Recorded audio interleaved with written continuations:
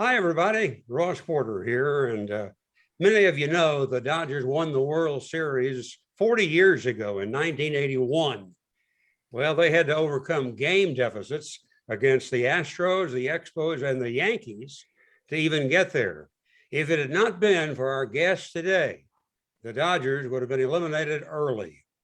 In the deciding game of the NL Division Series, this left-handed pitcher was matched against a man who has thrown the most no-hitters in baseball history with 7. Not only did he beat Nolan Ryan, but he pitched a complete game shutout and won 4-0. And in the World Series, another complete game victory, a pivotal duel it was. Jerry Royce, it's good to see you. Ross, great to see you. Well, Jerry is a member of our group on this website, and he's voluntarily contributed in recent weeks to some visuals, which we very much appreciate, Jerry. I love the one with the World Series trophy, and that looked great this week. Thank you for bringing that along.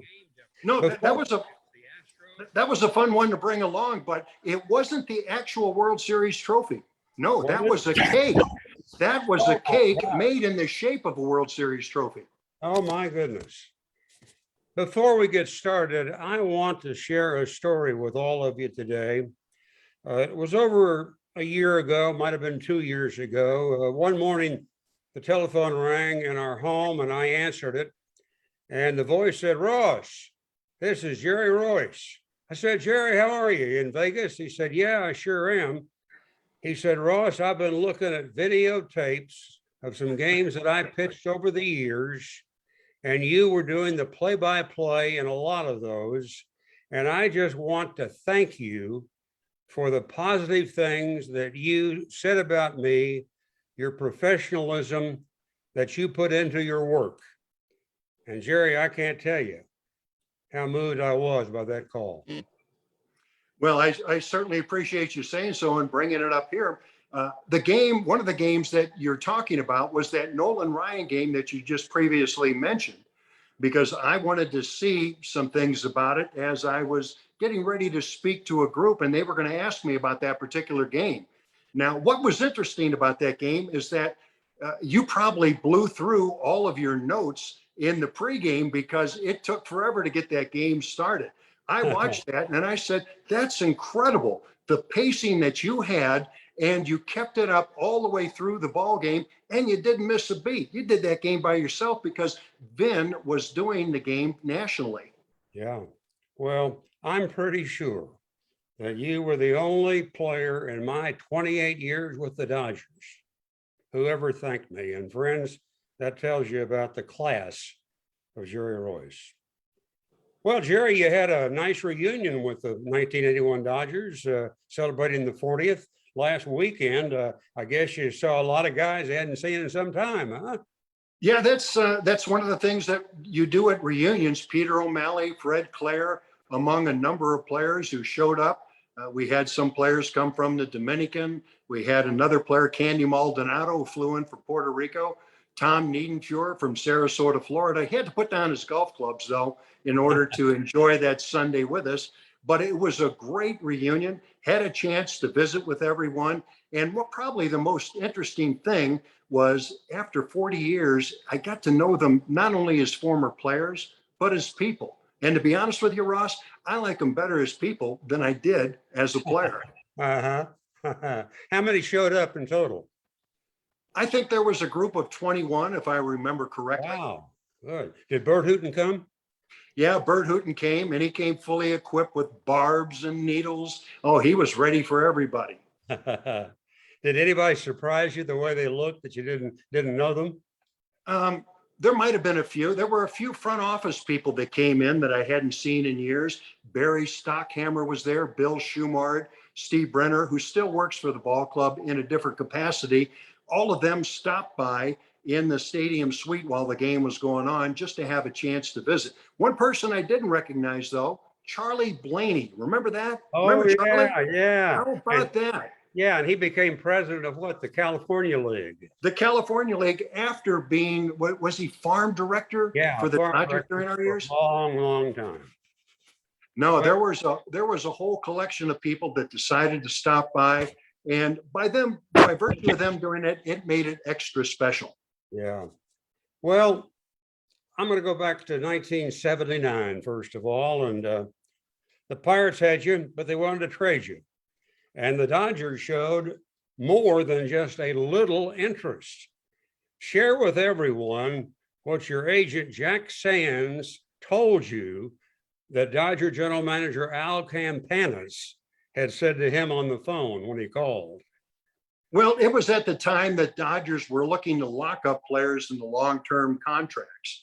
And they wanted to get everybody that was on the club, on the roster, that would have approached free agency. They wanted to get them locked in for a long-term deal because they knew as quickly as players' salaries were rising that it would be prudent to get everybody under contract.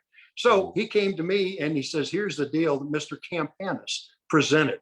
He wants to add on to our contract another 3 years. He wants to give you a raise. Now, there's nothing wrong with that, but considering the fact that over the previous, couple of years, I was only 3-2 in 78 and 10-13, I think, with the Pirates in 77. 2 consecutive losing seasons. And here's a general manager that wants to extend my contract 3 years and to do it with a raise. And I said, let's sign this thing before he comes to his senses. And that is how I became a Dodger. Oh, wow. It was 3 years and not 5, huh? Well, it turned out to be a 5-year deal because I had 2 years left on the Pirates contract. So in total, it was 5. It was a 3-year extension. And no, I didn't get a no trade with that. So yeah. I was very happy about that deal. Who wouldn't be? I would say, how quick did you tell Jack, make the deal before they take it away? That's exactly what I told him. I said, before Al realizes what he did. So we got the deal. It was taken care of. And I was on my way to California. Yeah.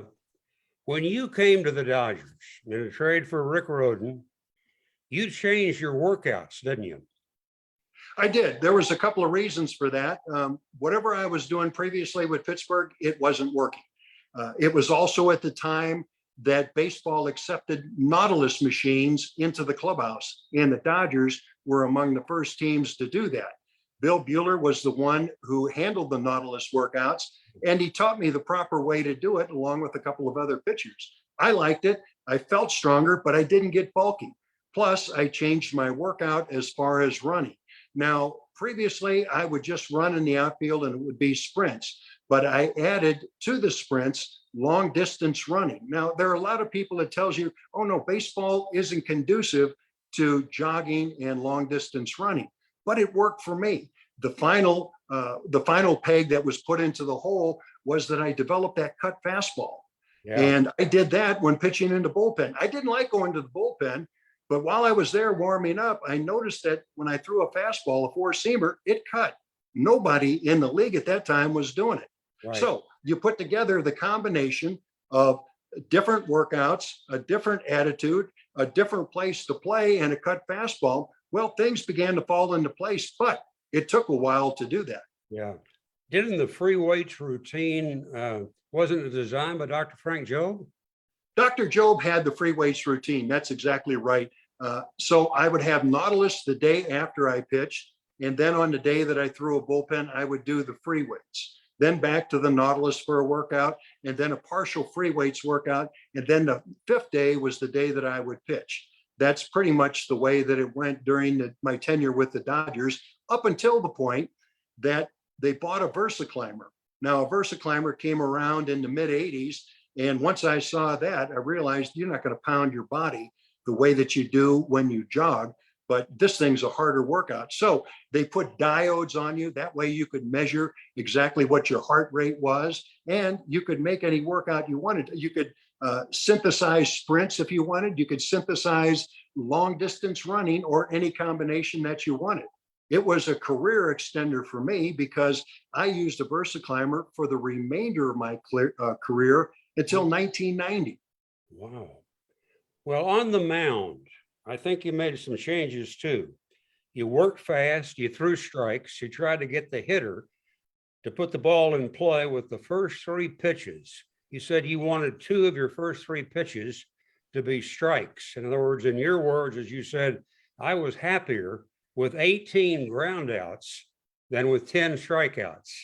Oh, exactly right. You know what I did? One day I sat down and I thought about this. I got a legal pad and a pen, and I think I was sitting on the bench during the game, and I listed all of the things, the positive things that can happen from getting the batter out in one of the first three pitches. For one, you're going to get them out in one of the first three pitches. And if you throw 2 out of 3 for strikes, you're always going to be ahead in the count. Yep. You're going to reduce the number of walks, but at the same time, you're going to reduce the number of strikeouts. With the defense I had behind me, it was a good defense, but it was one step better because the defense, the infielders, played on their toes more often. Right. Plus, it meant that we spent more time in the dugout on offense than what we did on defense. So you put all those things together and add a couple of other things to it. I think I came up with a page and a half of positive things that can happen. Plus, I was winning a lot of ball games. Mm-hmm. Then I said, in all fairness, let's sit down here and write the number of negative things that come with getting somebody out in one of the first three pitches and throwing 2 out of 3 pitches for strikes. I only had one, Ross, only one. You know what that was? No. Your name will not appear in strikeout leaders in USA Today. That's right. And you had a couple of interesting points, I remember. You said you could spot a change in the batter's stance, and you also remembered the hitter's history against you.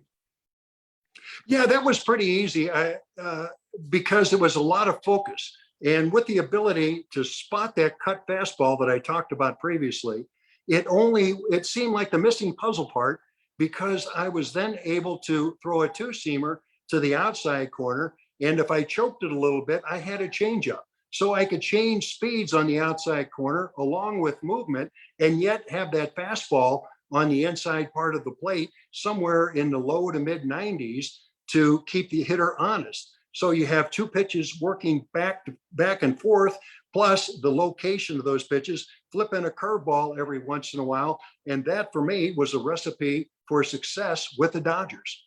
Did you teach any other pitcher how to throw the cutter? No, I didn't. There were some that learned, but they learned primarily on their own. However, if any of them had asked, I certainly would have. See, what it was for me to throw a cutter is that the ball came off the middle finger last before you release it. If you want it to sink, it comes off the outside of your finger. If you want it to cut, it comes off the inside. That's the touch that it takes in order to throw to both sides of the plate.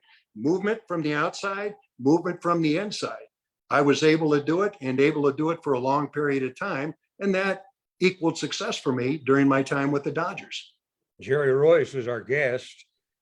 I was curious as to how many of your major league games that I saw or broadcast. So here's what the record shows.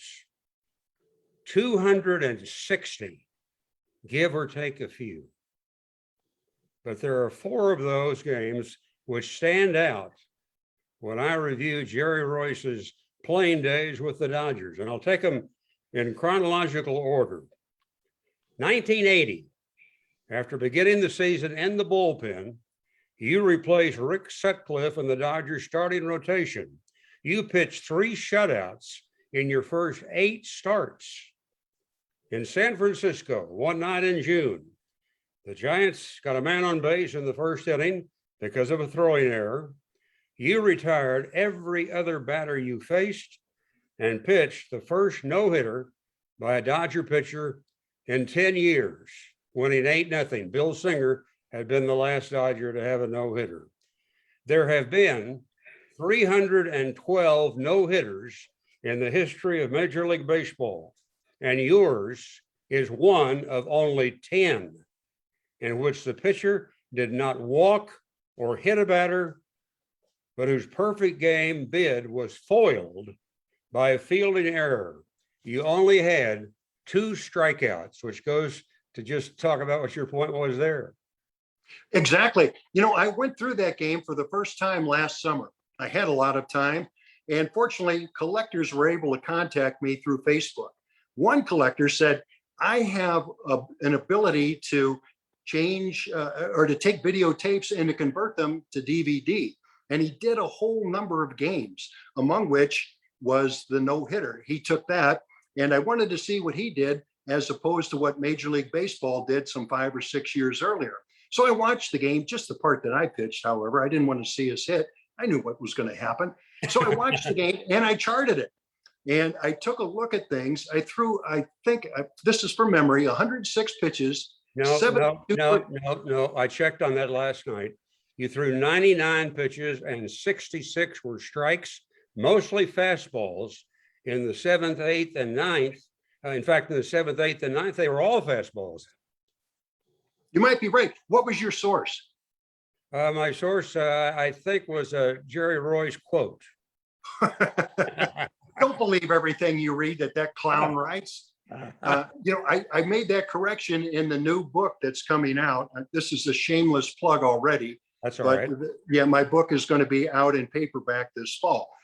I took a look at the game and I charted it, and I came up with some new numbers. I think it was 106, 72 for strikes, only 25 pitches needed for the final 3 innings, 17 of which were strikes, 17 ground balls, 2 strikeouts, and I guess that leaves us with 8 fly balls that were outs. So that's what the video showed me. But that other clown, don't believe him. All right. In the 8th inning that night, a voice in your mind reminded you, keep the ball down and pitch for a ground out. That's true. That's true, because the ground outs, that was my bread and butter. And the other thing I was thinking about during that ball game, don't get ahead of yourself, take your time, do proper breathing, and you control everything right here. What's interesting, and I thought about this, but it was years later when I realized it. In a normal game, when I have a big lead and I'm pitching to complete the game and the shutout, what I will do against the opposition is try some things, maybe throw a different sequence just to see what would happen. And I could learn something that I could use later in the season or perhaps the next year. But when you have a no-hitter going, you can't do that. You've got to make every pitch count, because it could take a perfect pitch. I could deliver it. It could be tapped down the line, die in that huge grass, that thatch of grass that they had at Candlestick, and somebody gets an infield hit, and well, history's gone. So every pitch there was for the no-hitter, as opposed to every other game that I ever pitched, just to win the ball game.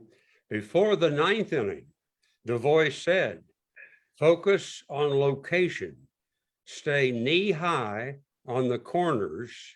It's not velocity, but location. Oh yeah, that's the mantra. I repeated that a number of times during that ball game. Don't get ahead of yourself, keep it down. Remember what got you here. All of those different little things are racing through your head. You ever remember Rolodexes that you get, and you used to take them sometime and flip through them? Well, that was the Rolodex in my mind that I was flipping through. Get through this and make each pitch count. Take your time and make it happen. Now, how many people out there right now are going to say, Dad, what's a Rolodex? That's right. Jerry, when you get into baseball, you have a lot of memories. And I will never forget that 2 tremendous Dodger pitchers, Hall of Famer Don Sutton and Bob Welch, used the same words to me in separate interviews over the years. I never forgot it. Location is more important than velocity. Oh yeah, it is. Velocity is probably third, movement is second, but location, that's the whole name of the game. If you can locate your pitches, they don't have to be perfect, but if you have the location, you're going to win a lot of ball games. The last out that night at Candlestick Park was a little tapper that Bill North hit back to you. And you said that your mind said to you, take your time, make your turn, and throw to Garvey's belt. Which means that's about 2 or 3 feet off the ground, isn't it? So when that ball came back to me, I just said, you got all this. Now this is it, in real time, it happened a whole lot different. But in that time for me, everything just seemed to slow down. You got time, get to the ball, get your feet in position. And when I turned to make the throw, I noticed that North was going down there, but he wasn't barreling real hard to first base. So that gave me just a little bit of a split second to get that throw right on the money. And I hit it, I threw it so that it hit the Dodgers logo on Garvey's chest, and it was right where it should be. And after that, Ross, I can't tell you what happened. All I know is that after getting that no-hitter, that erased the disappointment of 1977 with Pittsburgh, in 1978 when I didn't pitch a whole lot, and then again in 1979, I still proved to myself that I could pitch and I could do it, but it brought me back to say, now you're back. Let's take full advantage of this and let's just ride this as long as we can. We have the formula, we have the ingredients. Let's make the best of this that we possibly can. And who would know, but the next year we got to a World Series. Yeah. No hitter accomplished, 1980. In 2014, Jerry Royce wrote a book. Here's the book. Got a very unusual title to it. If you know anything about Jerry Royce, folks, you know he's a left-handed pitcher. But the title is Bring in the Right-Hander. My 22 years in the major leagues. And I'm going to have him explain that in a minute. In reading through the book this morning, I discovered something that I had never seen before. It was on page 116. And I'd like to tell you what Jerry wrote. As the no-hitter was over, as the Dodgers exited the field down the right field line, I was still accepting congratulations from teammates, coaches, and Tom Lasorda. Ross Porter, who worked the middle 3 innings on TV, asked me for a post-game interview. If I could change just one thing that day, it would be the interview with Ross. Because of the adrenaline rush of the game, I was still in combat mode, and it showed up in my answers to Ross during the post-game show. In what was one of the happiest days of my life, I appeared rude and a complete bore. Later, I apologized to Ross, and he understood it wasn't personal, but it still pains me to watch all these years later. Another example, friends, of the class of Jerry Royce. Yeah, that pretty well said it all. I saw that interview and I watched it once, and I was thinking, wait a minute, you've got so much to be thankful for. You're back. You just pitched a no-hitter. You're playing in a place that you've always wanted to play. You're with one of the best teams in the best stadiums, and the players are treated in Los Angeles by ownership better than anywhere else in all of baseball, and probably better than they've been anywhere. So much to be thankful for. And yet I couldn't get out of that combat mode. Yeah. Well, tell us now about the title, Bring in the Right-Hander. I was asked by the publisher, he said, you got to come up with something here. And I thought of a couple of different things, and I tossed it around and I said, that just doesn't fit. And then I was writing a story one day, and when I wrote the book, I wrote all of the stories out of sequence because I wrote them as they came to me. For instance, I wrote pretty much the end of the book early on because I remembered that the most. And then some of the more difficult things early on, from early in my career, I took a couple of days to go through all that I had to research and then just let it sit for a little bit. And then I said, now it's time to write about it. But while I was writing about meetings on the mound, which is what people ask me about all the time, what do those guys talk about when they come out? What do they have to say? Is it funny? Is it real? Let us in on it. Bring it to us. And I said, well, okay. And so I thought about it. And I remember when Lasorda would come out to the mound, that was pretty much it for the day. So I tried every way possible to keep him from taking me out of the ballgame. I told him once when he came out, I said, Tom, get off my mound. He says, your mound? Who gave you this mound? I said, well, you did. He said, that's right. And I can take it away. And I'm taking it away from you right now. He looked at the home plate umpire and he said, bring in the right-hander. And and I said, that's it. That is the title to the book. Oh, that's great. And it happened so many different times with so many different managers. Any pitcher could relate to that. The number of times that during the middle of an inning, somebody comes out and your night of work is finished, whether you like it or not. Yep, that's right. Well, continuing on, in the next to last game of the 1980 regular season, with the Astros 2 games ahead of the Dodgers, with only 2 to play at Dodger Stadium, you were ahead of Nolan Ryan 2-1 going to the 9th inning. You had induced Houston to hit into 3 double plays. You had 7 strikeouts.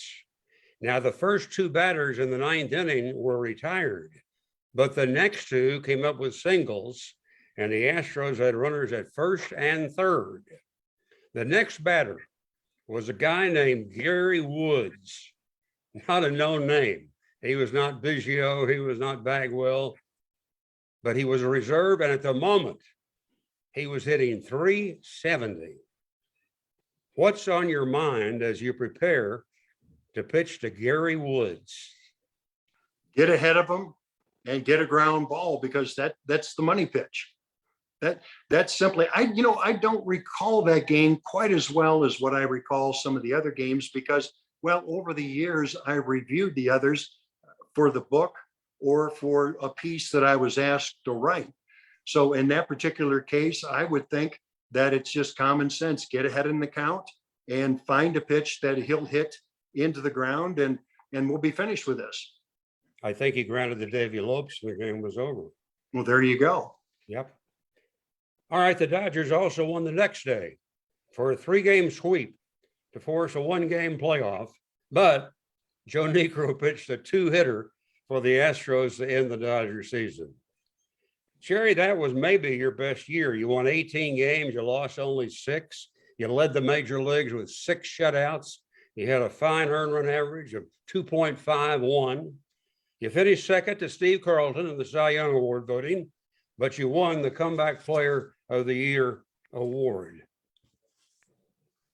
You were a 2-time All-Star, first in 1975 with the Pirates, when you captured 18 games and had a fine earned run average of 2.54. And the other time was that 1980 season that we are talking about now. You also, in the All-Star game at Dodger Stadium, the last time the Dodger Stadium hosted the All-Star game, gosh, what's it been, 41 years ago? 51 years ago, isn't it? You pitched 1 inning that day. You struck out all 3 American League hitters you faced, and you were the winning pitcher in that ball game. That took a lot of luck. That was no planning on my part for that to happen. That was Chuck Tanner. Chuck was kind enough. I played for Chuck, and when I left the Pirates, we weren't on the best of terms, because the year prior in '78, I had a no-trade contract, and the Pirates had a deal with the Cubs in midseason, and I said no to that deal, and I remained with the Pirates. In spring training of '79, I saw that I wasn't going to be a starting pitcher, and I said, it's time to move again. And when I parted, I shook hands. We both said good luck to each other. And for Chuck Tanner, he went on to win a World Series. I went on to extend my career with the Dodgers. So it worked out well for both of us. So Chuck, understanding that, and the fact that I played for the Dodgers, found a place for me to pitch in that ballgame. And it was luck again that I pitched during the innings when I was in the shadows and the rest of the field behind me was in sunlight. And those shadows can be killer, as you well know, for a 5 o'clock game in mid-July. And the other thing is that the National League was behind at the time. They came in to bat, and Griffey hit a 2-run homer, giving the National League a 3-2 lead. They added another run later on, final score 4-2. Royce the winner at Dodger Stadium. Pitched in 2 All-Star games, started 1, that was in Milwaukee, 3 scoreless innings. And the final one that I pitched in Dodger Stadium, striking out the sides and getting the win. That pretty much, to me, like they say in Las Vegas, is clearing the tables. You and John Candelaria are the only two players who played under Danny Murtaugh, Chuck Tanner, and Jim Leland. How about that? I had no idea about that was a thing. And somebody had written about it, and they first said that I was the only one, and then they later checked on it, and Candelaria was. But that was quite an era of Pirate baseball. Yeah. 3 different managers, 3 different styles, and they were all victorious in Pittsburgh. That was quite a run for Pittsburgh, and they haven't quite equaled that success, well, since then. In 1981, the strike-shortened season, the Dodgers were a half a game ahead in the division at the break, and that qualified them for the playoffs. Jerry, you had a good season. You won 10, you lost 4. You had a career low earned run average of 2.3. But what you did in the postseason will always be remembered, I think, as part of your legacy. With the season on the line, win and go on, lose and go home, the deciding 5th game to determine the division winner, you faced Nolan Ryan again. Game was scoreless until the 6th inning. The Dodgers then got 3 runs. You pitched a complete game shutout, won it 4-0 to keep the season alive. Does a pitcher ever care who's pitching for the other team the day he pitches? I guess so, because I did. I had an idea of what the opposition was, and I knew it was going to be a tough game, and runs weren't going to be easy to come by. Just a note about that game, if I remember correctly, didn't Nolan Ryan throw a no-hitter against the Dodgers just 10 days prior? Yes, he did. And Dusty Baker made the last out, grounded out to third base. That was So- one of 7 no-hitters. How about that? So here's a guy who's pitching at his best, and he's coming up against a game at Dodger Stadium in a game that they have to win to go on. And that was pretty much the destiny that faced us. Go on or go home. Well, fortunately for us, we got some runs in the middle of the ball game. I noticed when watching the video, Ross, and this is interesting, is the Dodger hitters seemed a bit different that second time through the order. Ryan was still throwing just as hard, and his movement was perfect. His location was still pretty good. But in the 5th inning, a walk and I think a base hit, and maybe an error. And the next thing I know, Rick Monday gets a base hit that drives in a couple, another error. And just like that, we're ahead 4-0. So then it was up to me to get through the order 1 out at a time. And that's pretty much the focus I had. They can't score 4 runs on 1 base hit. That's right. So just try to get 1 man out at a time. Keep it as simply as you possibly can, and let's see what happens. Well, it worked, and we went on to play Montreal. Then in Game 5 of the 1981 World Series, you were battling Ron Guidry. Yankees got an early run off of you to lead 1-0. It stayed that way till the bottom of the 7th inning at Dodger Stadium. Dusty Baker struck out to lead off the Dodgers' 7th inning. But on the way back to his dugout, he said to the next 2 on-deck hitters, you guys should move up in the batter's box, because when you do that, you do reduce the effectiveness of Guidry's slider. Pedro Guerrero stepped up, hit a home run. Steve Yeager was right behind him, hit a home run. You're ahead 2-1. You all the way, you won again. Next night, That's true. the Dodgers win the World Series 9-2. I didn't hear that story about Dusty until you just told it. Or if I did, I had forgotten about it. That's a great story. One other thing to point out about that point in time with Guidry, he had retired with the strikeout of Baker, 15 of the previous 16 hitters, 8 of them on strikeouts. Wow. So he was running full gear and going down a highway as smooth as you can possibly get. But he challenged Guerrero with a fastball. Now, check that. He tried to get him out with a slider. He hung it, and Guerrero hit it out. And that changed the momentum back to us, because now we have a tie game. 4 pitches later, he tried to sneak a fastball past Steve Yeager. Nobody can do that. Yeager hit it pretty much in the same area where Guerrero did. Suddenly, we have a 2-1 lead. That changed the momentum of that ball game, and it changed the momentum of the series. And that was the scary sight that day of Goose Gossage hitting Ron Say in the batting helmet. Oh, that was no question about that, because at the end of the ball game, it was a very muted celebration. It shouldn't have been. It should have been something where everybody was as happy as they possibly could be. But coming off the field, it was like a cloud over our head. We knew that Say went down. We didn't know anything about it because we'd been busy playing the ball game. So as we were coming off the field, everybody's asking the question, how's Say? How is he? What's going on? Where is he? What's he doing? We couldn't get enough information about it. So in talking to the media after the ball game, both New York and Los Angeles, it appears as if we had something else on our mind. We weren't celebrating as we should have, taking 3 in a row, all one-run games at Dodger Stadium, and just one game away from World Championship. The health and the well-being of a teammate was far more important than winning that particular ball game. Right. That's right. And the Dodgers got a little bit of a break. You flew to New York to get ready for Game 6, but the game was rained out, which gave Ron an extra day's rest. Yeah, he flew to New York on a commercial airline. He wasn't sure whether he could play, but that rain out on Tuesday, because we had the day off to fly on Monday, was just enough to get him into the starting lineup. And while he was out there, he said, I'm beginning to feel just a little bit dizzy. And so he went to Lasorda, told him, he said, you might want to get somebody else out there because I'm not sure where I am right now. I'm kind of in a no man's land. And he was. Who wouldn't be? Yeah. So there was the defensive change was made, and we had another big inning, and we won that ball game as I think you mentioned, 9-2. Yeah, I think the doctors diagnosed Ron with a concussion, didn't they?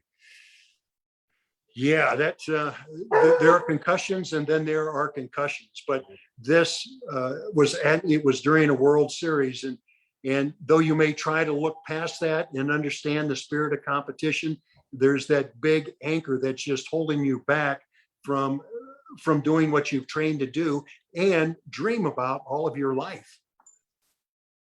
When the Dodgers got home after winning it, do you remember the parade downtown?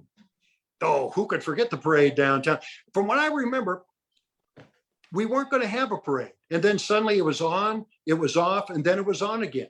And then we got on the carriers, whatever they were, the trucks or the beds that we had, and we paraded through downtown. Everybody, that is, but Fernando. Fernando, for whatever reason, didn't make the parade. I still don't know what that's about. Apparently, well, I can't speak about it because apparently just isn't good enough. So we went, and there were reports there were 100,000 people there, 75 to 100,000 people.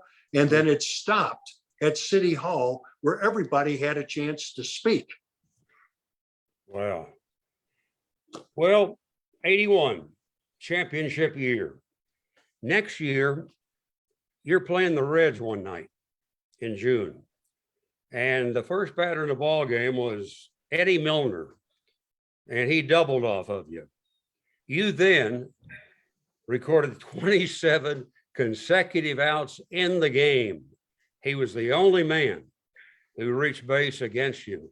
Any similarities to the no-hit game? Well, yes and no. Yes in the final results, no in the way that it went about. But there's another similarity. It happened in the first inning. I remember the pitch. I was ahead of him 1-2. I hung a breaking ball. It was about belt high, and he split the gap in left center field. He's on second base. He advanced on a ground out or a sacrifice, and then came in to score. So the no-hitter and the shutout were gone in the first inning. For me, it was just a matter of getting some outs and allowing the offense to do what they do best. And it took a while to realize, wait a minute, they haven't had another base runner. And so we're in about the 6th or 7th inning, and I'm saying, we've got something going on here. Let's have some fun with this. And looking back at it, gosh, what's that been? 39 years?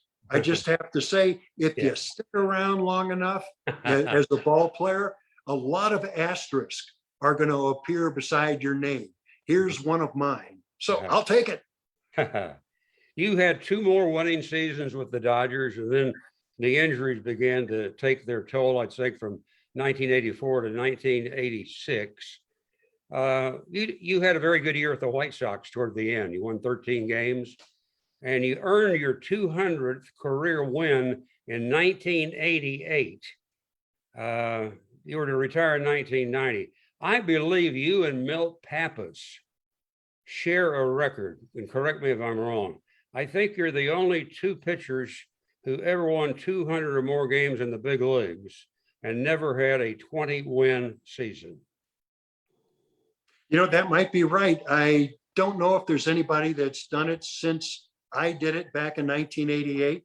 But yes, there is another asterisk. You can check it in the record book. I want to review Jerry Royce's career. Some of you may not have seen him pitch, might not remember this, but I'm going to review, and I'll tell you, this really got to me the night when I got to thinking about it. And I thought I got to mention this when I talked to Jerry. Over the years, we all know the Dodgers have had some magnificent pitchers, Hall of Famers, 26 no-hitters from the Dodgers, more than any team in baseball. Two of the greatest, Don Drysdale and Sandy Koufax. Don Drysdale is the second winningest Dodger pitcher ever, behind Don Sutton. Big D won 209 games with the Dodgers. Sandy Koufax is the sixth winningest Dodger pitcher. He won 165 games. Jerry Royce won 220 games in 22 years. And you don't have to be a Rhodes Scholar to figure that out. That's an average of exactly 10 wins a season. That's eye-awakening. Yeah, that's one of those anomalies that happen in sports. And when you start to compare careers of one pitcher to another, and you say, well, where does he fit in history-wise within that ball club? And of course, I would say that Drysdale and Koufax unquestionably are Hall of Fame pitchers. For me, I never had a Hall of Fame season. I had some good ones. Then I had a lot of them that were average, and then some I don't even want to talk about. But that is the way it happened. I played 22 different seasons, 4 different decades. There were some oddities, as I mentioned, the asterisk that happened along the way. And then when you look at some of the numbers, if you go through some of the all-time numbers and innings pitched in games won, even games lost, you look at the top 100 guys, my name is among them. So I left a mark, but not good enough to be in the Hall of Fame. You played for 8 different major league teams in those 22 years. You were released, was it 5 times? I got the Dodgers, the Reds, the White Sox, the Astros. Was there one other team that released you? The Angels didn't want me back. Does that count? I think so. Okay, well, that's good enough. But you really battled your way through it. You were not about to give up, and you turned out to have a tremendous year and career. Yeah, that's why 1988 was so special to me.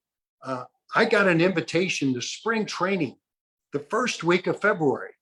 Camps opened the second week.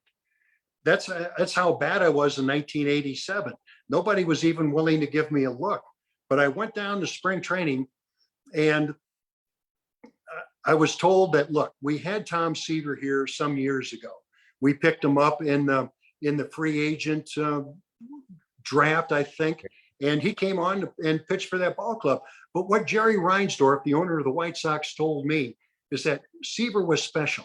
And the reason that we wanted him so bad is because we had 9 other pitchers that didn't have a whole lot of big league experience. And to watch the way that Seaver went about his work, we figured it was like having an extra coach and having a future Hall of Famer, so that these 9 guys that are with this club, they only carried 10 pitchers back then, these other 9 guys could learn from one of the best. it worked out so well for the White Sox with Seaver there that it left an opening for me later on.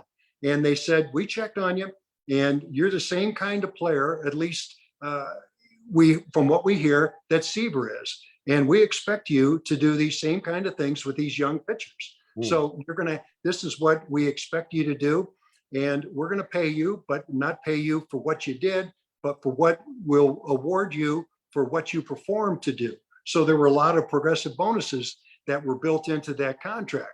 But one other thing that Reinsdorf told me that no other general manager or owner would ever tell anybody, we hope you do well because we want to trade you in that second year of your contract for another young kid, and we want to repeat the process. And he says, well, what do you think about that? And I said, I have never had an owner tell me something like that. I said, Jerry, I put my hand out and I said, you got a deal. We're going to have some fun. And that was how 1988 started for me. You were a St. Louis youngster.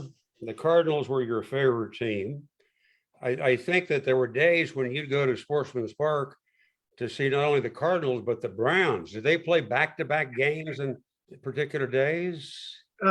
They may have. I know that from what I've read, I never saw the Browns play. They left in 1953. I was only 4 years old, but it was my grandfather, a German immigrant who was a plumber. And when he finished his work, he got off around 2:30, maybe 3 o'clock. He would take the streetcar to Sportsman's Park. Remember, the games were played in the afternoon back then, about 3:15. So he took the streetcar, got a ticket for a quarter because he was a little bit late, and they let him in, and he'd watch the Browns and the Cardinals. The games were a lot quicker back then, sometimes less than 2 hours. So he'd have a beer, watch the game, get back on the streetcar, and then get home before 6 for dinner. Yeah. That's what he used to tell me in his broken down German accent. This is what he did. So I asked him, I said, Grandpa, what can you tell me about Babe Ruth? And he went on to tell me what he saw with Babe Ruth when they came in. He told me what he saw in the World Series of 1944 between the Cardinals and the Browns. He says, but the Cardinals, you could tell they were going to be the team, especially in the early 50s when August Busch bought the team and put a lot of money into the ballpark because the ballpark was decrepit back then. But both played on the same field, and players who played in that era said it was a rock pile because they couldn't keep grass growing and they had bare spots all the way throughout. Nothing like you would see in a major league field today. Your first major league team was the Cardinals. 2 years later, you were traded to the Astros.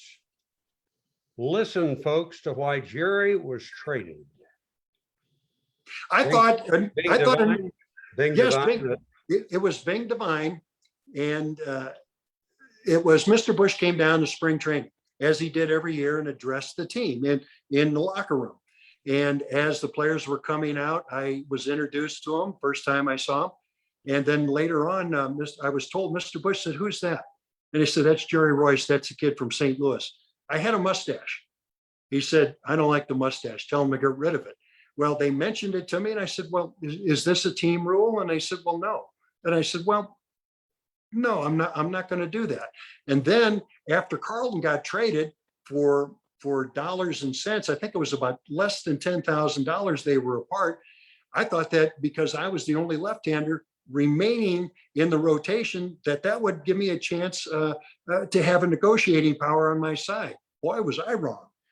Mr. Busch then asked Fred Kuhlman, who was the attorney, the go-between from the Cardinals and the Brewery, to ask Bing, what's going on? Have you made a deal for this kid Royce? And Bing told me 1996 when I saw him at Busch Stadium. He said, usually we waited a week, and if Mr. Busch was still hot about it, then we had to pull the trigger on a deal.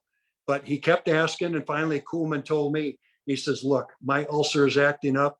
Make sure you get this deal done so that I can have some peace and sleep at night. So he made the deal with Houston for Scipio Spinks. Right. Well, to wrap it all up, Jerry Royce pitched in 639 major league games, 253 with the Dodgers. He went 86 and 69 with the Dodgers. His ERA in Dodger Stadium was just barely 3. just a little over 200 starts. And I was surprised, Jerry, you made 52 relief appearances. Yeah, that kind of surprised me. But when I came over in '79, I told Tom that I wanted to be a starter. And he says, I already got 5 starters. And besides, if you were that good, Pittsburgh wouldn't have traded you. Well, who can argue with that logic? So he says, I'm going to put you in the pen, but it's noted. You've been a starter. You want to start. There's going to be a time when we can use you. So in typical fashion, somebody had to bow out for a night, and I got the spot start. So I split the '79 season between the starting rotation and the bullpen. And then in 1980, that's when Al Campanis went on a free agent binge and got Dave Goltz and Don Stanhouse. Yeah. And Goltz, because of virtue that he was signed as a free agent, automatically got a starting spot. And when I took a look at the other 4 guys who were starting, they had better seasons than me. So I could not go to Tom and say, hey, I deserve to be a starter. But he said, the other 4 guys were better than you. And Goltz is a free agent who's making a lot of money. They're going to start. But you know as well as I do, there's going to be a chance. You stay ready and we'll do what we can with you. And it worked out great for me because it was in the bullpen that I developed that cut fastball. Wow. I didn't need 4 pitches. I just needed 2, the cut fastball. And then I could change up with a sinker to the outside and throw an occasional curveball. And then once I got command of that cutter, everything else fell into place. So when it was time for me to get that call into the starting rotation, I was ready to go. You got the start in the rotation because Rick Sutcliffe staggered early. His ERA was over 5. I'm sorry, over 8. And that's when Tommy said, all right, let's try that big blonde, see what he does. And I got the start and I did well enough. And then after the ball game, I think Sutcliffe said, when will I get my start? And he says, well, you're the 6th guy. You're going to have to wait until something happens. I think Goltz then had a problem. So then it was Sutcliffe and Goltz that were used in that 5th spot because I started pitching complete games and had a pretty good run all the way through the entire season. So that stabilized me as the starter. And at that time, I was the top starter for the Dodgers. So I said, it's hard to believe that in the course of after 3 bad seasons to have events like these all fall into place so that I can have a season that would be a dream season for anybody. Yeah, beautiful. Jerry, I'd like to do something that I have never done. I want to conduct a rapid fire interview with you. I want to say a name, a word, or ask you a question. Take about 10 seconds to think about it. No time limit when you start to answer it. And if you want to pass, you can come back to that question later. Is that all right? Ooh, that sounds like a challenge. Have you been studying, Russ? No. I just knew you had the personality to carry this out. All right. Here we You go. give me the question. Let's see what we can do. Let's have some fun with this. Yes, sir. Best hitter you ever faced? Ooh, boy, you come out with both guns blazing, don't you? It's hard to say who the best was. But I have to go with, I'll just stick with the guys that I played against or played with. We'll stay in that era. For a right-handed hitter, the guys who did well against me, I have to rate them the highest. That would be Mike Schmidt, who hit well over 400 against me. And he had 10 home runs. Only Bob Forsch gave up as many as I did. And probably Bob Watson, who hit close to 500 against me in over 50 at-bats. Those were the 2 toughest right-handers in the National League. And then in the brief time that I was in the American League, Robin Yount. It was amazing. Everything he hit was a line drive, and it ended up in the gap. So I watched Robin run the bases as I was backing up third. Now, the 2 left-handed batters, Billy Williams with the Cubs, you'd make a perfect pitch to Billy Williams. I mean, absolutely perfect. And you think you get him out, he gets enough bat on it to foul it off. And at that time that I faced Billy Williams, I knew I couldn't duplicate that pitch. So I give him something that was a better pitch to hit, and he hit it. He hit well over 400 against me. The second best left-hander, or he might be tops, has to be Tony Gwynn. Yeah. using that little bat that he had. He Yeah. could wait till the last possible split second and put the meat part of the bat on the ball and drive it between the third baseman and the shortstop. And if you thought you could pitch to him because of that, he could turn on you, and he had some power. He seldom used it because the way that he was at his best was to get on base. Those are four of the top ones. Did I answer it? I think you did. All right, let's put a check on my side. Tony Gwynn won 8 National League batting championships. I asked him one night in an interview, Tony, how would you pitch to Tony Gwynn? And what'd he say? He said, I would jam me and get me to ground out to second base. Because as you say, what they call him, a 5-6 hitter, he'd hit it between third and shortstop. And he was the best I'd ever seen at it. And the numbers he had against Greg Maddux, for you listeners out there, this is your chance to get on the internet and check out something that's truly remarkable. That's all I'm going to say about it. It's going to be up to the viewers to look it up themselves. The game you are most proud of? Ooh, there's a couple of those. You would think it would be the World Series game, and that's pretty close. You would think that it was the game that we talked about against Nolan Ryan in the division championship. That too was a pretty good ball game. But the game that I was most proud of, there was a couple in 1981. One before the strike, one after the strike, both of them against the Cardinals in St. Louis. In the first inning, Gary Templeton hit a home run against me. I think it was one of 2 or 3 hits that night. But I beat the Cardinals in a complete game, giving up just 1 run, and I threw just 81 pitches. Wow. Check that. What did he say? He said 81. That's right. 81 pitches. And then I came back again once play resumed after the strike, and I beat the Cardinals again, this time shutting them out. I threw 86 pitches in a complete game. Wow. So I am particularly proud of those, but there was an even better one that occurred in 1990. It was in Buffalo, and I was pitching in AAA against the Boston Red Sox AAA team, the Pawtucket team. Yeah. And that included Mo Vaughn and a couple of other guys who played in that era. I think I threw 8 innings, 72 pitches, 64 for strikes. Not exactly sure of those numbers. Wow. An incredible game. Mo Vaughn came up to me after the game, and this was the ultimate compliment. He said, we looked at you in the dugout warming up, and we said, we don't see anything spectacular here, because I was only topping out about 90, 91. He said, but every pitch that I saw, he said, I saw you 3 times. Each time it was a different location, different movement, and a different look. I saw maybe 10, 12 pitches against you in 3 at-bats. None of them looked alike. That, Ross, is the ultimate compliment a hitter can pay to a pitcher. Absolutely. Pawtucket once played a 33-inning game, which I think is the record. It took a couple of days to finish it, but they did it. Jerry Royce, our guest, having a good time with him. Your favorite manager? Oh, that's a tough one too. What's funny, I was asked that question, that very question. It was with Steve Garvey, Jay Johnstone, and Steve Sachs. We were at the Moronga Casino, and they had sponsored dinner with the Dodgers night. And it was Steve with the microphone. All of us had microphones, and Steve was kind of running it rather loosely. And he asked that very question to each of us. Well, Sachs said Lasorda. Jay, I think, said Billy Martin. And then he asked me, he said, well, we haven't talked about Tom Lasorda. He said, he looked at me, he says, where does Tom Lasorda fit in your list of favorite managers? And I thought for a second, and I said, he's number 2. Now everybody goes, wait a minute, number 2? Who's number 1? And I said, all the rest.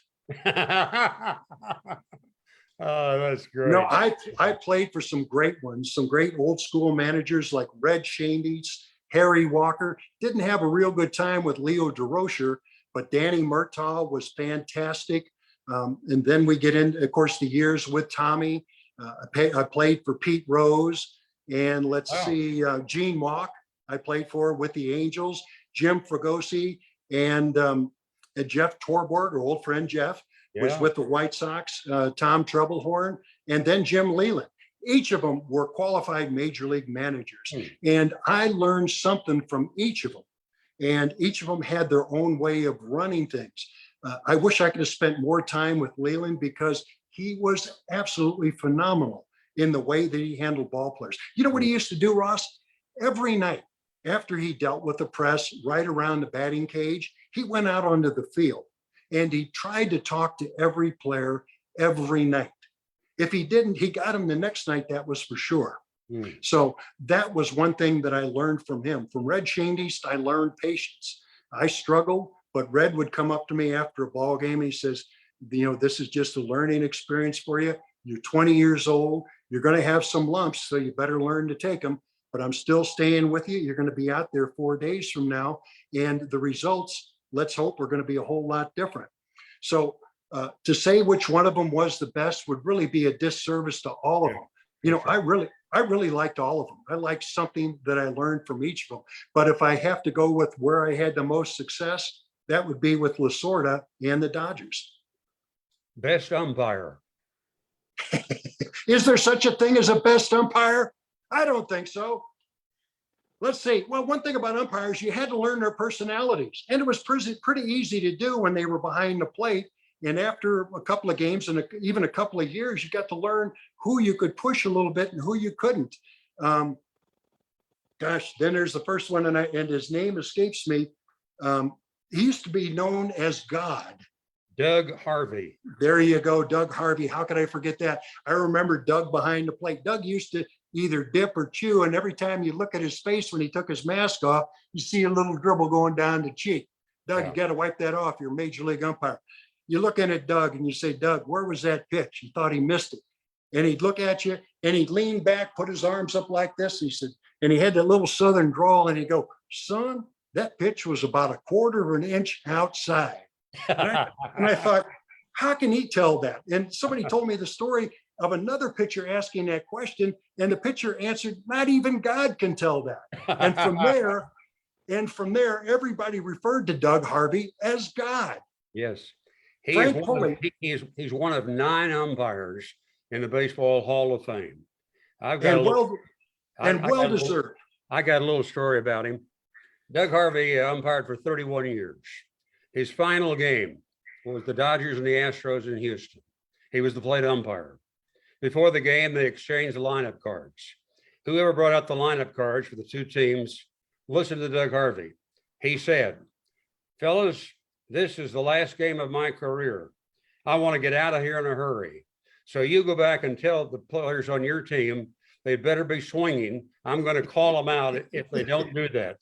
That game, there were 21 strikeouts. There were 2 walks, and the game was over in 1 hour and 34 minutes. All right, Doug Harvey. Okay. He gets a big raise to the fist. Nice scoring. Frank Pulley was another good umpire, but Frank, he was so demonstrative, and you could really tell his mood. If you appeared in it, Frank would give you what I call the pulley. And that was, he put his hands on his hips, he rocked back and looked at you, stared right back at you with the mask. And if you did it a second time, that mask came off. And he stepped out. He did this to me. He stepped out in front of home plate at Dodger Stadium on that dirt part. He says, Jerry, I gave you one. I just gave you a second. You ever do this again, you ever peer in there and question me, you're gone. I never had a problem with Frank once he set the ground rules. That's all it took. But my favorite umpire of all has to be the late Lee Wire. Yeah. And he would say, Lee Wire. Lee was 6'5", may have weighed, well, I'm going to be very generous here, 280, 300 pounds. But Lee had this high voice. And when he was ready for the game to begin, he'd go, play ball. And you just hear that, and you go, how does a small voice like that come out of such a big guy? But after the ball, when I pitched at Dodger Stadium, and the ball was thrown around the infield, I got it back and I was set to go. Lee would come out from behind home plate and dust home plate like all umpires do. But Lee did something that no other umpire would do. He would dust 2 inches off both sides of the plate and then look at you, the hitter, the catcher, and then out to me and go, play ball. And then we were ready to go. And to me, Ross, let me tell you, it was like pitching to a plate. Instead of 17 inches wide, it was 21 inches wide. Ask any pitcher what it's like to pitch to a plate like that. That is why Lee Wire gets my vote as the best umpire that ever called a game. Wonderful. Okay, I'm going to go now to a couple of questions from fellow members of our group. And here's the first one from Bill Edwards. Ross, thanks for having me in the group. A lot of great fun analysis and memories here. I have a sincere question. I hope that Jerry Royce will be able to give me the answer. I've worried about this for years. I was listening to Vin tell a story, most incredible multi-inning story that played like a mystery and an incredible prank of some sort involving Jerry and a baseball that was fouled into the stands. It was marked or signed in some way, and somehow it made its way back into the game. And I think the ball both started and ended up with Jerry on the mound. I've thought of the story many times over the years, but just can't for the life of me recall the details that made the story. All I can remember, it was nearly unbelievable and amazing and incredibly entertainment. Oh boy. Well, sit back and fasten your seatbelt, Ross. We're going to go on a ride. It was a day game at Dodger Stadium. Frank Pulley, our good friend Frank Pulley, who I just talked about, was behind home plate.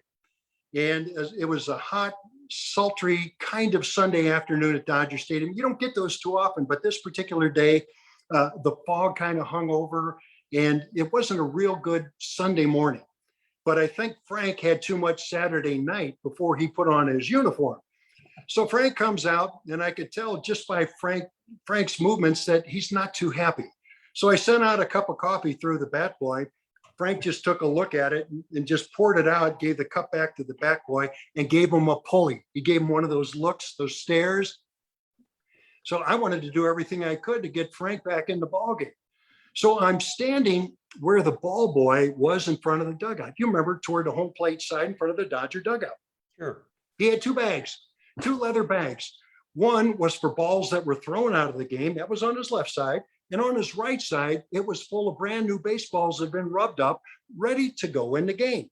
Every time a ball was thrown out, the home plate umpire would roll it to the kid. He'd pick it up and put it in this leather bag. Right after he did that, he pulled out a new one and put it in the dirt.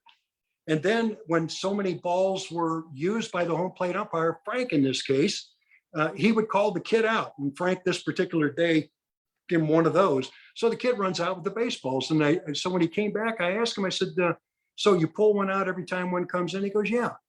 And I said, okay. So when the kid pulled one out, he had about 3 or 4 there. I grabbed one and I took a pen and I wrote on the ball in an effort to put Frank back in a good mood. Frank, may God bless you. And I thought about it and I said, Tom Lasorda. And I set it there on the pile face down so that the kid couldn't see that it had been signed. And then I sat back, went back to the dugout and waited for the fireworks to begin. So the kid runs the balls out there. Now I'm on the edge of the seat and I'm like this, only nothing happens. And so I kind of lose interest in it until an inning or two later. Niedenfuhr's the pitcher. He finishes the inning, he comes off the mound and he beelines straight for me and sits right next to me, something he never ever did. And he said, you're not going to believe this. And I said, what am I not going to believe? He says, I had a ball that had writing on it. And I said, well, Tom, don't all the baseballs have writing on it? I mean, the commissioner signs it. Because no, not that kind of writing. This had actual writing. I said, well, what did it say? It said, Tom, or it said, Frank, may God bless you, Tom Lasorda. And I go, whoa. And so it did get in the game. I said, well, what'd you do with it? He said, what do you think I do with it? I threw it. And I said, well, what happened to it? He said, it got fouled into the stands into the wide section, which is the second deck behind home plate. And I said, well, that's a shame that you couldn't use that ball. He says, yeah. And he says, but what's even more mysterious is why I came to you and told you the story. Then I said, well, that's just one of those mysteries of life. So the game ends, we win Sunday afternoon, and I'm heading home. Just before I did, Tom Lasorda calls me into his office and he's got food right there in front of him. As you can imagine, it's a banquet. Tommy's got 2 forks going in full speed. And he says, sit down. He said, I just got off the phone with my wife, Joe. I said, well, how is Joe? Hope she's doing well. He says, you don't care. Just sit here and listen to what I have to say. And I said, okay. So I sat down. He says, she was telling me that she was at the game today and a foul ball came and went about two or three rows behind her in the seats. And I said, okay. He said, but there was some laughter. And finally, there was a tap on her shoulder. It was from the guy who caught the foul ball. And he said, Mrs. Lasorda, I don't mean to bother you, but I got to show you this ball. And it said, Frank, may God bless you, Tom Lasorda. Well, Joe didn't know what to say about this. So she said, well, sometimes these things can happen. Maybe it was for a guy named Frank and Tom never got to give it to anybody. She goes, oh, no, that's not what I want to tell you, Mrs. Lasorda. What I want to tell you is my name is Frank. So, and Lasorda between bites now is spitting food out at me. He says, I don't know why these things happen, but these crazy things like this have been happening ever since you joined this ball club. I don't have any proof and I don't want to know, but I know you had something to do with this. And I said, Tom, he said, don't start. Why don't you do this? Why don't you just get up, go on home, enjoy your evening with your family. And as soon as I'm walking out, in walks Vin. Rarely did Vin used to come down to the clubhouse, but he came down this day. And I heard Lasorda tell me, he said, Vin, sit down. I have got a story to tell you that you're not going to believe. The next night, Vin goes on the air. And Vin, he could read the phone book and make it sound like gold. Beautiful. And people, unbelievable the way that he can tell a story. Now, this is all unbeknownst to me. The umpire crew stays in town. Vin tells the story. The next day, I come into the ballpark and there is a note on my stool. It says, see me, and underlined now in capital letters. And it was signed Frank. Well, I knew it wasn't Sinatra. I knew that there was something up. So I went over to the umpire's room, knocked on the door. Who's there? He says, Jerry Royce, I'm supposed to see Frank Pulley about something. He says, wait a minute. We'll be right with you. So I hear some rustling going on in there, and I walk in, and there behind him, or there was standing Frank. Behind him was all the lights from the bathroom where they shaved and cleaned up. And the silhouette of Frank, he was giving me the full Pulley, hands on his hips, leg out in front, his head cocked like this. And he started out the conversation. He says, sit down. I sit down. He goes, what were you thinking? He said, do you realize that I'm going to have to write a report on this, how a ball that was signed got into a game. I'm going to have to send it to the league president. I'm going to have to send it to the commissioner. I'm going to have to answer to this if there's going to be fines or any other things. And you know what? Your name is going to be in that. What were you thinking? And he went on. And I'm thinking, wow, I'm getting a major league chewing out. So finally, Frank takes a deep breath and I hear some snickering from the other side of the wall. The other umpires were sitting there letting Frank give out his very best. And boy, was he in top form. I told him, I said, Frank, I thought you would read the ball. He says, I got to read the balls now before I throw them into play. That's what you expect of me? Well, he said, well, what have you got to say for yourself? And I said, Frank, in those reports, did you spell my name correctly? Get out. Get out. I don't ever want to see you again. And don't ever test me again for a pitch. How did he know it was you? I just don't know these things. Anyway, there's a postscript to this, and I'll get through this one kind of quick. Over in I lose touch with Frank for a couple of years in the National League. I go over to the American League for 3 years. I come back with Pittsburgh in 1990. Final week of the season. I'm down in the bullpen before the ball game because I'm going to throw an early bullpen before the end of the season. And I'm watching the home plate umpires, are the umpires at home plate for the national anthem. That's where they used to stand. So at the end of the national anthem, they all take their position, and running out to the position is a familiar face, but he's a little pudgier and he's a little grayer. And I look and I said, no. So I said, give me a baseball. I grab a baseball and a pen. Frank, may God bless you. Jerry Royce.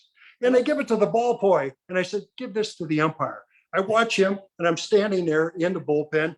Frank gets it, reads the ball, and his head goes down like this, and I could just see him laughing. It's before the ball game. The ball's already gone around the infield. He turns around, he gives me this, come on in. So we went and talked, we shook hands. He actually gave me a hug. And he says, how you been? I haven't seen you for a while. I said, well, I've been over in the other league, and well, this is going to be it for me. He said, hey, you had a good run. Congratulations. He says, guys have changed. They don't have the same kind of guys here that we had back in those days. He said, I want to wish you the best. And we shook hands, and I went back to the bullpen. On the way back, he yells at me, he goes, hey. I said, yeah. He says, at least this time you had the guts to sign your own name. That is the long Frank Pulley story. Oh, well, that's a great story. Great story.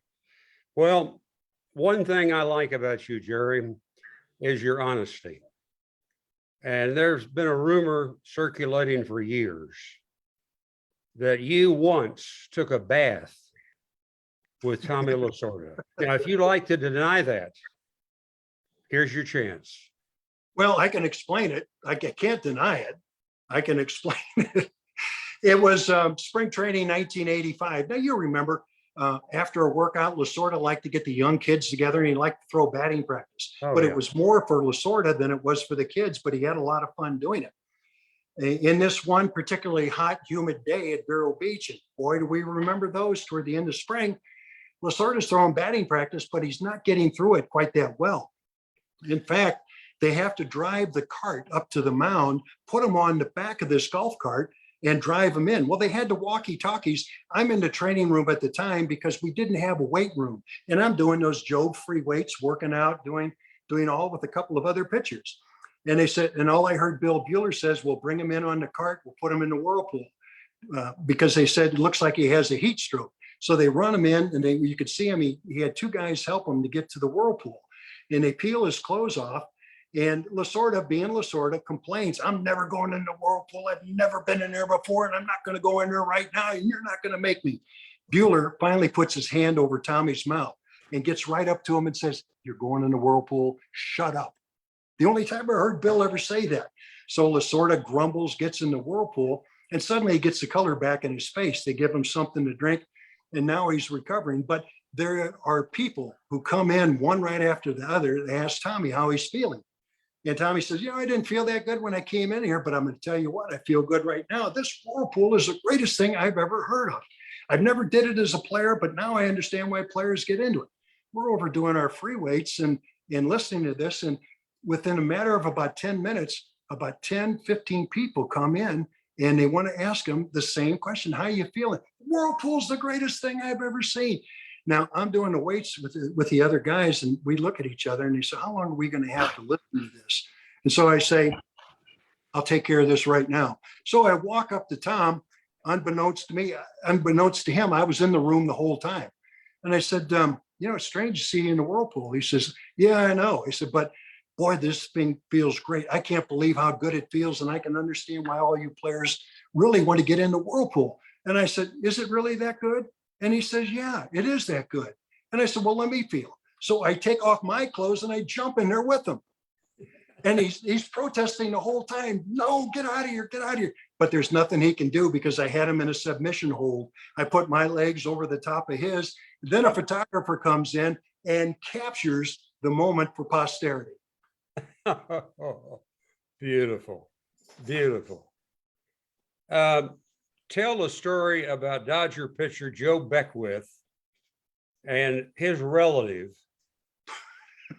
who sent Tommy a gift after they met in St. Louis, and the fellow was very impressed with Tommy.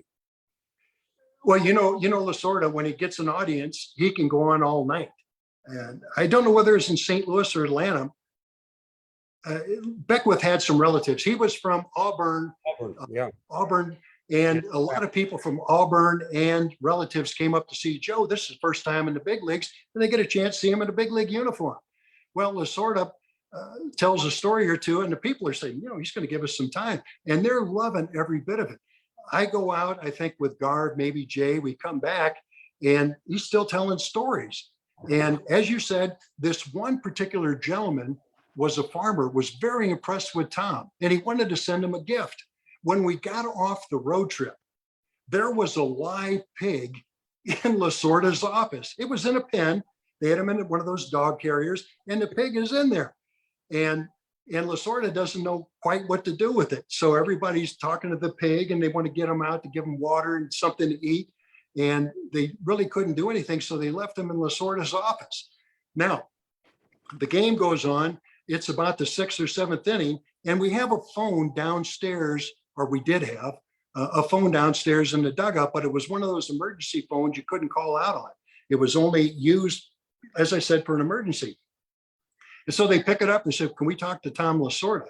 And so Lasorda goes, who's calling me during a ball game? He picks up the phone, and all I could hear was the conversation on the other side. And it's going something like this. He's where? He's upstairs. He's on the elevator. Well, how do you get up there in the elevator? Well, I don't know what to do. It's a live pig. You do with him what you think you ought to do. Apparently, and I don't know who did this, they took the pig, put a leash on it, and took it to the elevator downstairs. You remember where that was. Yeah. And they took it straight up to the 8th floor where the doors open, people are waiting, and they see this pig right in the elevator. And that's when Tom got the call during the ball game. So he gets the call, puts down the phone. He tells Monty Baskell and Peronoski the story. They got tears coming out of their eyes. Lasorda's just shaking his head. He says, of all things to have to worry about. Then he looks at me and he says, I know you had something to do with this. I don't know how you did it, but get that pig back in its pen. We're going to send it out tonight. Terrific. And one more. Yes. How many times did you don some work clothes during a game and go with the grounds crew to take the infield of Dodger Stadium? Well, I did it 2 times, one with Ken Brett and another with John Stone, and got fined both times doing it. And then I did it a 3rd time with a couple of other pitchers. We came out on Prize Day a couple of years later, dressed as ground crew, and we dragged the infield. Me, Honeycat, Bobby Castillo, and I think Bob Welch. We did it. So I guess I did it a total of 3 times. So what was so amazing about that was the 2nd time I did it with John Stone, we got fined big time, $250 each. And Tom met us at the top step of the dugout, wouldn't let us back in the dugout until he just aired us out. Boy, he got us pretty good. And at the end of airing out both Jay and me, Jay says, you get ready, you're going to pinch hit. And so when the bottom half of the inning comes around, I think it was the 5th inning in a game in September, we're down a run. Jay comes up to pinch hit and hits a home run. Oh. Who would ever guess that someone would drag the infield in the 5th inning and in the bottom of the 6th inning hit a pinch home run? That's one for Cooperstown. Oh. So when Jay comes back after running the bases, Tommy gives him a hug and says, your fine's cut in half. Then he looks at me and he says, yours is still $250. Well, Bud Ferrillo, you remember Bud Ferrillo? Oh, yeah. The announcer with KABC, he had a couple of hours to fill the next day. He gets wind of the story and he asked both Jay and I about being fined. And Jay and I had to play it straight. Well, we're sorry we did it. It was one of those spur of the moment things that got the best of us. We'll pay our fine and we're going to let that be that. But Bud wouldn't let go of it. And so he tells Tommy about it, and Tommy tries to play it straight. Now he's got call-in people. Tommy can hear them, and people are yelling at Tommy, how can you find these guys for having fun? It's about time that they showed some gumption around that ball club, having some fun. This team is just too tight. These 2 guys come out here having fun. Lasorda couldn't do anything, so he calls us into his office after the game. He says, look, I'm getting buried here. I'm going to wipe away those fines, but don't tell anybody. If any money, in fact, people, let me backtrack a second, were calling in saying, I'll pay the fine. Tell me what it is. I'll write a check and pay the fine. They said they had about a half dozen people that offered to pay the fine. And Tommy, when he called us in, he says, if any money comes in, we'll just donate it to a charity. And that was pretty much it. Jay wrote about it in his book that money came in and we used it for dinner. Tommy wrote about it in his book and said he gave it to charity. I don't remember any money coming in. I just remember it was a great time. Postscript to this, 3 years later, the Dodgers have Prize Day. And one of the gifts they give away at Prize Day was to drag the infield with the grounds crew. Oh. So then it went from a finable offense to a fans appreciation day gift. You figure it out. Oh, Jerry Royce, inducted into the Missouri Sports Hall of Fame in 2016, inducted into the St. Louis Sports Hall of Fame in 2019. Final question for you. What has baseball meant to your life? Oh, wow. That's a really tough one. And considering the fact that from the time I put a bat in my hands and threw a baseball, I wanted to be a ball player. Like all the other kids growing up in St. Louis, probably all around the country, all the thousands, maybe millions that have played Little League, I was one of them that had the big league dreams and had that dream come true. Signing with the hometown team, making it to the major leagues 27 months after I signed my first contract, and just 2 or 3 years right out of high school.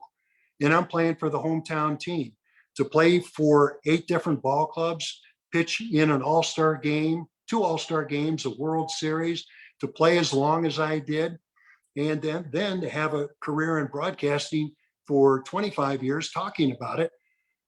Boy, that just shows you what impact it had on my life. If it hadn't been for baseball, I wouldn't be the Jerry Royce that you would be interviewing right now. I don't know what I'd be doing, but I know this, that baseball allowed me to meet people that I would have never met in my life. It allowed me a very comfortable living. It allowed my kids to go to some good schools. It allowed me the comfort to see grandkids pretty much when I wanted. All of those things, plus so many more that I can't even think about right now. And it also gives me an opportunity to tell everybody about it right here on your show. That's a lot to say in one mouthful, but appreciative. I am so far beyond appreciative. I'm humbled and flattered that you would ask the question. And thank you for giving me a chance to thank all of the people that played such a part in allowing me to live my dream and to do it in front of millions of people over the 22 different seasons that I played. Jerry, it has been an honor to sit and chat with you, my friend. I thank you for your time. I thank you for your life and what you've done. And I hope you'll continue to be active on our group, on our website, and continue to supply us some of the interesting things you've done. But this has meant a whole lot to many, many people to be able to hear the fabulous Jerry Royce. Thank you.